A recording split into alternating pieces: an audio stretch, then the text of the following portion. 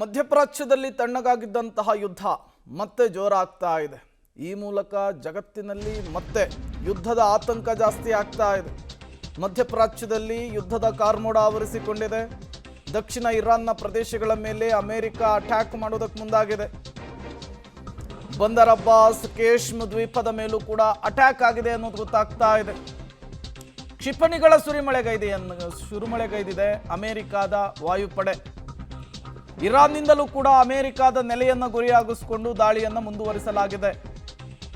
ಇರಾನ್ನಿಂದ Jordan, Bahrain, Kuwait ಈ ಎಲ್ಲ ಭಾಗವನ್ನು ಗುರಿಯಾಗಿಸಿಕೊಳ್ಳಲಾಗಿದೆ. ಕತಾರ್, ಒಮಾನ್ ಮೇಲೂ ಕೂಡ ಕ್ಷಿಪಣಿ ಡ್ರೋನ್ಗಳ ದಾಳಿಯನ್ನು ಇರಾನ್ ಸೇನೆ ನಡೆಸಿದೆ ಅನ್ನೋದು ಗೊತ್ತಾಗ್ತಾ ಇದೆ. ಅಲ್ಲಿಗೆ ಮಧ್ಯಪ್ರಾಚ್ಯದಲ್ಲಿ ಶಾಂತಿ ಮಾತುಕತೆ ಸಕ್ಸಸ್ ಆಗುತ್ತೆ, ಸಂಧಾನ ಸಕ್ಸಸ್ ಆಗುತ್ತೆ, ಶಾಶ್ವತ ಶಾಂತಿ ನೆಲೆಸುತ್ತೆ ಅಂಥೇಳಿ ಜಗತ್ತಿನ ಹಲವು ರಾಷ್ಟ್ರಗಳು ಏನು ಕಾಯ್ತಾ ಇತ್ತು, ಅದೆಲ್ಲದಕ್ಕೂ ಕೂಡ ಅಮೆರಿಕ ಅಧ್ಯಕ್ಷರು, ಇರಾನು, ಇಸ್ರೇಲ್ ಸೇರಿಕೊಂಡು ಎಳ್ಳು ನೀರು ಬಿಟ್ಟಿರೋ ಸ್ಪಷ್ಟವಾಗಿ ಗೊತ್ತಾಗ್ತಾ ಇದೆ. ನೀವು ಕೂಡ ದೃಶ್ಯವನ್ನು ಗಮನಿಸ್ತಾ ಇದ್ದೀರಿ. ದಾಳಿ ಪ್ರತಿ ದಾಳಿ ಮಧ್ಯಪ್ರಾಚ್ಯದಲ್ಲಿ ಹೇಗೆ ಆಗ್ತಾ ಇದೆ ಅಂಥೇಳಿ ಈಗ ಇಡೀ ಜಗತ್ತಿಗೆ ಮತ್ತೊಮ್ಮೆ ತೈಲಾತಂಕದ ಟೆನ್ಷನ್ ಶುರುವಾಗಿದೆ. ಮಧ್ಯಪ್ರಾಚ್ಯದಲ್ಲಿ ಮತ್ತೆ ಯಾವ ರೀತಿ ದಾಳಿ ಪ್ರತಿ ದಾಳಿ ಸಾಗ್ತಾ ಇದೆ ಅನ್ನೋದನ್ನು ದೃಶ್ಯ ತೋರಿಸ್ತಾ ಇರುವಂಥದ್ದು. ಬಟ್ ಎಲ್ಲವೂ ಸರಿ ಹೋಗಿತ್ತು. ಈ ಇಸ್ರೇಲ್ನ ಇಂಟೆಲಿಜೆನ್ಸ್ ಮೊಸಾದ್ ಇದೆಯಲ್ಲ, ಅದೊಂದು ಕೊಟ್ಟಂತಹ ಇಂಟೆಲಿಜೆನ್ಸ್ ರಿಪೋರ್ಟು ಈಗ ಮತ್ತೆ ಮಧ್ಯಪ್ರಾಚ್ಯವನ್ನು ಹೊತ್ತಿ ಉರಿಯುವ ರೀತಿಯಲ್ಲಿ ಮಾಡ್ತಾ ಇದೆ. ಅದು ಅಮೇರಿಕ ಅಧ್ಯಕ್ಷರನ್ನು ಇರಾನ್ ಟಾರ್ಗೆಟ್ ಮಾಡಿಕೊಂಡಿದೆ ಅಂಥೇಳಿ. ಅದಾದಮೇಲೆ ಅಮೇರಿಕ ಅಧ್ಯಕ್ಷರು ನಾನೇ ನಂಬರ್ 1 ಟಾರ್ಗೆಟು, ನನ್ನನ್ನು ಕೊಂದಿದ್ದೇ ಆದರೆ 1,000 ಮಿಸೈಲ್ಸ್ಗಳು ರೆಡಿ ಇದ್ದಾವೆ, ಇರಾನನ್ನು ನಾಮಾವಶೇಷ ಮಾಡ್ತೀವಿ ಅಂಥೇಳಿ ಎಚ್ಚರಿಸಿದರು. ಈ ಬೆನ್ನಲ್ಲೇ ಇರಾನ್ನ ಹಲವು ನಗರಗಳನ್ನು ಗುರಿಯಾಗಿಸ್ಕೊಂಡು ಡೆಡ್ಲಿ ಅಟ್ಯಾಕ್ ಮಾಡೋದಕ್ಕೆ ಅಮೆರಿಕ ಮುಂದಾಗಿದೆ. ಮತ್ತೊಂದು ಕಡೆ ಇರಾನ್ ಕೂಡ ಆಯತುಲ್ಲಾ ಅಲಿ ಖಮೇನಿಯ ಅಂತ್ಯಕ್ರಿಯೆಯ ಬಳಿಕ ತನ್ನ ಪ್ರತಿ ದಾಳಿಯನ್ನು ಕೂಡ ಮುಂದುವರಿಸಿದೆ. ಅಲ್ಲಿಗೆ ಮತ್ತೊಮ್ಮೆ ಮಧ್ಯಪ್ರಾಚ್ಯದಲ್ಲಿ ಯುದ್ಧ ಮರು ಶುರುವಾಗುವ ಎಲ್ಲ ಲಕ್ಷಣಗಳು ಕೂಡ ಎದ್ದು ಕಾಣಿಸ್ತಾ ಇದೆ. ಈಗ ಮತ್ತೊಮ್ಮೆ ಇಡೀ ಜಗತ್ತಿನ ಹಲವು ದೇಶಗಳಿಗಿರುವಂತಹ ಆತಂಕ ಅಂದರೆ ತೈಲಾಭಾವದ ಆತಂಕ, ನ್ಯಾಚುರಲ್ ಗ್ಯಾಸ್ನ ಆತಂಕ ಈಗ ಎದುರಾಗ್ತಾ ಇದೆ. ಡೀಟೇಲ್ಸನ್ನು ಕೊಡೋದಕ್ಕೆ ಮಾರುತಿ ದೂರವಾಣಿ ಸಂಪರ್ಕದಲ್ಲಿ ಜಾಯ್ನ್ ಆಗಿದ್ದಾರೆ. ಮಾರುತಿ, ಎಲ್ಲವೂ ಸರಿ ಹೋಯ್ತು ಅನ್ನುವಂತಹ ಸಂದರ್ಭದಲ್ಲಿಯೇ ಮತ್ತೆ ಯುದ್ಧ ಆರಂಭವಾದಂತೆ ಕಾಣಿಸ್ತಾ ಇದೆ. ಏನಾಗ್ತಾ ಇದೆ ಮಧ್ಯಪ್ರಾಚ್ಯದಲ್ಲಿ?